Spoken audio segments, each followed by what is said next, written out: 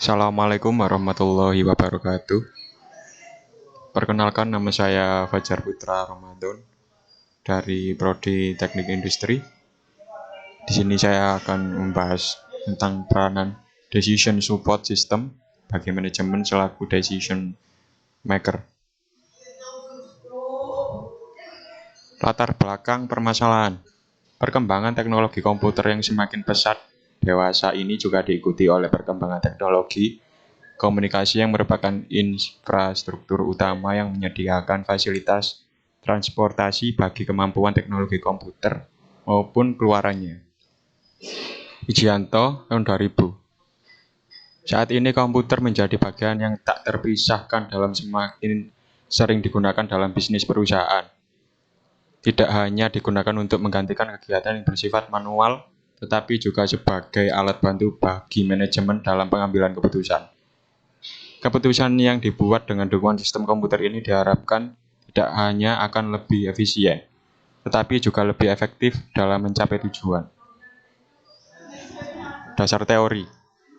Upaya perusahaan untuk bertahan hidup dan berkembang dalam lingkungan bisnis global sangat tergantung pada kompetensi perusahaan dalam memanfaatkan segala potensi yang terkandung dalam teknologi informasi untuk menerobos berbagai hambatan dan mengubah potensi tersebut menjadi peningkatan kecepatan, fleksibilitas, integrasi, dan inovasi berkelanjutan. Penerobosan berbagai hambatan memerlukan pemampu atau bisa disebut dengan enabler yang andal. Salah satu pemampu utama adalah teknologi informasi.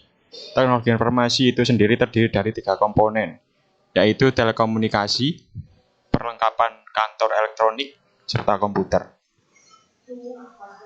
Metode yang digunakan. Penggunaan DSS dimaksudkan untuk membantu manajer tingkat tinggi dan menengah dalam mengambil keputusan yang bukan merupakan operasi rutin.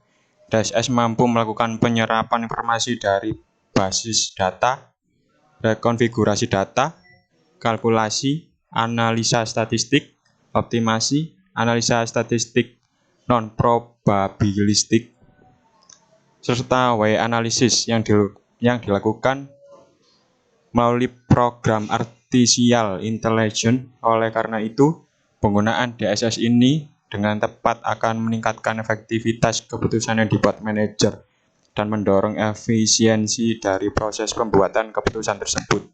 Jadi, DSS akan dapat menciptakan suatu dimensi dukungan bagi pengambilan suatu keputusan, baik yang bersifat taktik maupun strategik. Tujuan yang ingin dicapai, struktur masalah. Untuk masalah yang terstruktur, penyelesaian dapat dilakukan dengan menggunakan rumus-rumus yang sesuai. Sedangkan untuk masalah yang tidak terstruktur tidak dapat dikomputerisasi. Sementara itu, DSS dikembangkan khususnya untuk menyelesaikan masalah yang semi infrastruktur. Dukungan keputusan. DSS tidak dimaksudkan untuk menggantikan manajer, karena komputer berada di bagian terstruktur, sementara manajer berada di bagian tak terstruktur untuk memberikan penilaian dan melakukan analisis. Manajer dan komputer bekerja sama sebagai sebuah tim pemecah masalah semi terstruktur. Efektivitas keputusan. Tujuan utama dari DSS bukanlah mempersingkat waktu pengambilan keputusan, tetapi agar keputusan yang dihasilkan dapat lebih baik. Hasil dan pembahasan. Teknologi informasi telah berkembang dengan sangat pesatnya, baik dari segi hardware maupun software.